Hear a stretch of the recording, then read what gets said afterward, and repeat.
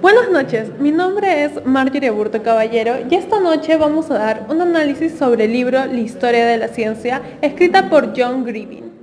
Colosal de John Grieving, a quien el Sunday Times califica de maestro de la divulgación científica, narra la historia de los hombres que desde el Renacimiento hicieron ciencia y de los turbulentos tiempos que les tocó vivir. Aquí aparecen no solo las figuras estelares de Copérnico, Vesalio, Galileo, Newton, Mendel, Darwin o Einstein, sino también agentes corrientes, oscuras, excéntricas e incluso enloquecidas que, dedicadas a la ciencia, trataron de satisfacer su curiosidad sobre este mundo. La historia de la ciencia cumple varias funciones. La primera, contribuir a entender la historia en general, de la que es parte necesaria desde el Renacimiento y de manera acentuada a partir de la Ilustración. Resulta completamente imposible intentar siquiera aproximarse a la evolución de la cultura o de la economía en los últimos siglos sin analizar los cambios en las ideas y en los modos de producción debido a la ciencia y la tecnología. ¿Quién es John Grieving? Él estudió en la Universidad de Cambridge, es un físico y es un científico. Su publicación más destacada, La historia de la ciencia, tiene un tramo de diferentes historiadores y, por qué no decir, también científicos destacados que han hecho una pequeña cronología bibliográfica.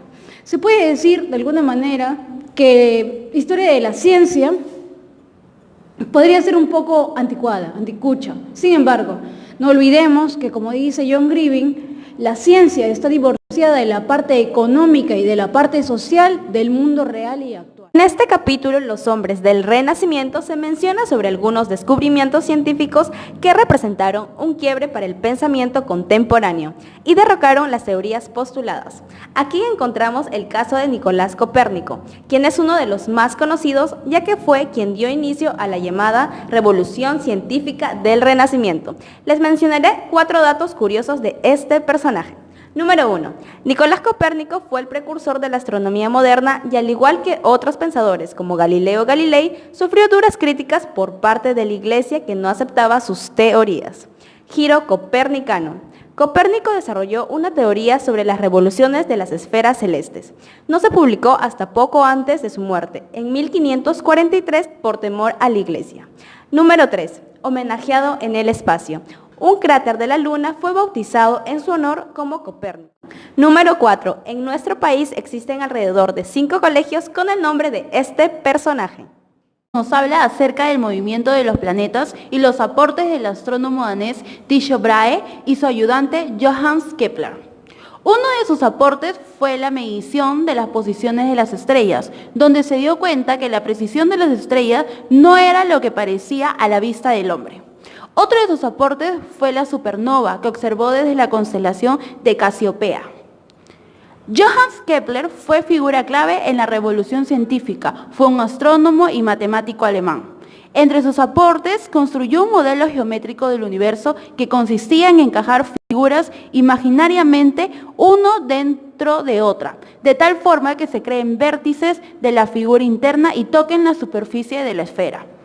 También nos menciona acerca de sus 3 leyes. Su primera ley consiste en que todos los planetas se desplazan alrededor del Sol, describiendo órbitas elípticas. El Sol se encuentra en uno de los focos del eclipse. Su segunda ley consiste en que el radio vector que une un planeta y el Sol recorre áreas iguales en tiempos iguales. Consiste que para cualquier planeta el cuadrado de su periodo orbital es directamente proporcional al cubo de la longitud de su semieje mayor de su órbita elíptica. 3 nos hablan acerca del método científico moderno, en el que se aplicó en la obra del primer científico Galileo Galilei. Pero no olvidemos que Galilei construyó sus teorías sobre los conocimientos que existían ya con anterioridad, como es el de Copérnico. Y además, una de sus importantes obras que realizó fue 2 ciencias nuevas. Aquí recopila conocimientos de sus trabajos sobre la fuerza de los cuerpos, así como la descripción del método científico. Este fue el primer texto científico moderno en donde explicó que el universo está gobernado por leyes que la mente humana no puede comprender. Este libro también tuvo una enorme influencia en Europa. Nosotros llegamos a las conclusiones. Sin embargo, abarcar todas sería muy extenso. Vamos a nombrar algunas de las principales. Aquí tenemos la creación de la escuela de Pitágoras. Tenemos también los métodos neoyorquinos, tenemos los métodos darwinianos. Tenemos ya en el siglo XIII la aparición de nuevos personajes científicos. Tenemos en el siglo XIX y en el siglo XX, que es muy importante, la biología, el desarrollo en sí de las primeras vitaminas, el desarrollo de las primeras inyecciones.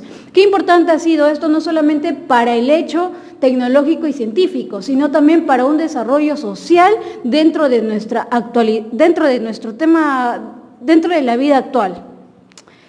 Y nada, buenas noches con todos.